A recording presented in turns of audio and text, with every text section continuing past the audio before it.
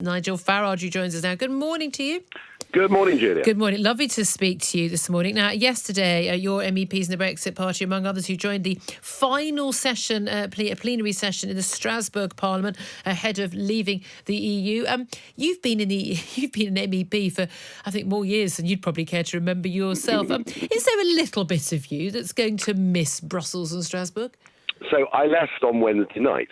I wasn't there yesterday for the last day because I'm now back getting ready to helping plan this party on the 31st in Parliament Square. And as I walked out of the building, the only time I've ever felt like that was last day at school when I was 18. And I remember walking out, and, lighting up the fag in the playground and walking out.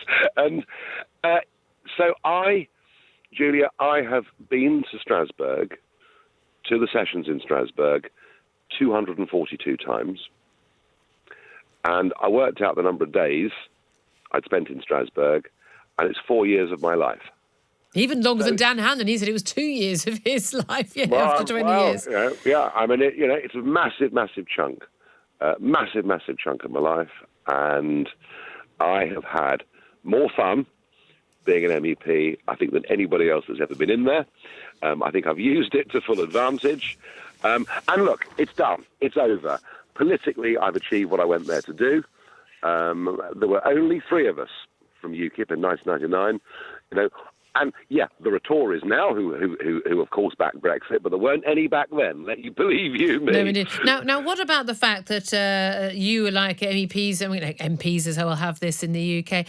You're going to receive payouts for effectively sort of a transition. I think substantial transition benefits. 1 month of salary for every 4 years served, and other payments to pensions and the like. The sort of criticism that the MEPs like you've been complaining about all the big spending, you're complaining about the EU, but you're happy to take the pay and the pension and the perks. What do you say to that? Well, I'm entitled to £150,000. I'm entitled to nearly 2 years' salary, paid in monthly instalments, and so I could just go on holiday for 2 years, couldn't I? It's quite a fun idea, isn't it? Look, that money is designed if after you've been in Parliament you can't get another job. That's what the transitional allowance is for. I've got other things to do, so I will not be taking a penny of that £150,000. OK, now let's talk about what's going to happen on the 31st of January, because you say you're planning this party. This is with Leave Means Leave, the cross-party organisation that organised that big rally on the 29th of March, the date we were supposed to leave last year. I attended and spoke at that rally. Very much looking forward to the bash on the 31st. Big battle over Big Ben bongs. The Telegraph's headline today: Big Ben Brexit bongs row descends into farce. I mean, I think the most key word there that one would query is the word descends. It started as a farce. It's going to end as a farce. What do you make of the battle over whether or not Big Ben is put back into use for the one night at huge cost, whether it's the cost of the state or the cost of donors?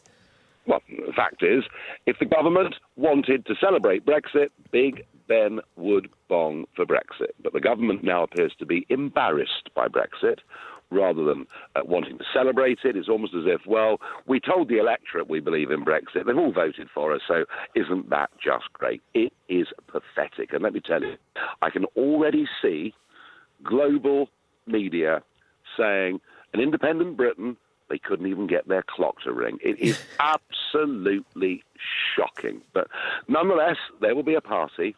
There'll be a Brexit celebration in Parliament Square. We've got the stage, we've got the speakers, and at 11 o'clock, with the absence of Big Ben, we will play a recording of Big Ben from our sound system. I know it's second best, but I'm afraid that's all we can do. I mean, to be fair, we can't see the bell. It doesn't really make any difference whether it's a recording or not. And of course, there's massive big scaffolding all over most of the Houses of Parliament anyway. So I mean, let's just do a nice projected laser show or something, backdrop, pretending it's the House of Parliament without the scaffolding on. But lots of people are arguing about how to celebrate, how to mark this day. But you, of course, only a few months ago, not even just a few weeks ago, were saying that the deal that Boris Johnson had done wasn't Brexit. It wasn't what we'd fought for, and it wasn't a proper Brexit. Why are you now celebrating it as Brexit? Well, the deal's awful. The deal is absolutely shocking.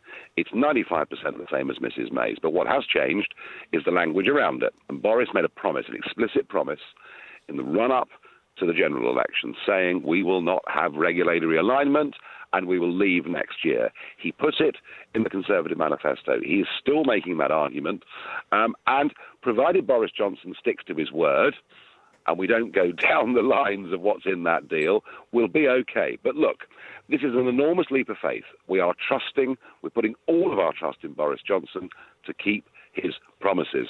We'll see what happens. But that aside, Julia, that all comes down the line afterwards. But what is happening, regardless of that debate, what is happening at 11 o'clock on the 31st of January, we are leaving the European Union, and that is going past the point of no return. That is a big moment in British history. Do you think the country is going to come together? Now, if we recall back in 2016, for the actual referendum campaign, it was fairly bitter. It was fairly bitter within those on the Leave side. But it wasn't anything like as bitter as it became certainly last year, with court cases, battles and running battles with the outside and inside the House of Commons.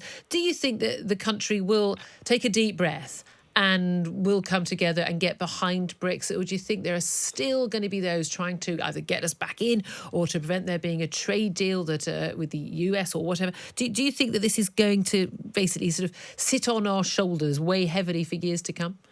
Well, it'll become a business argument much more than it'll be a political argument. Because Boris Johnson has a big majority of 80. I think already the country's coming together. I mean, a third of people who voted Remain now say Brexit should happen on the 31st.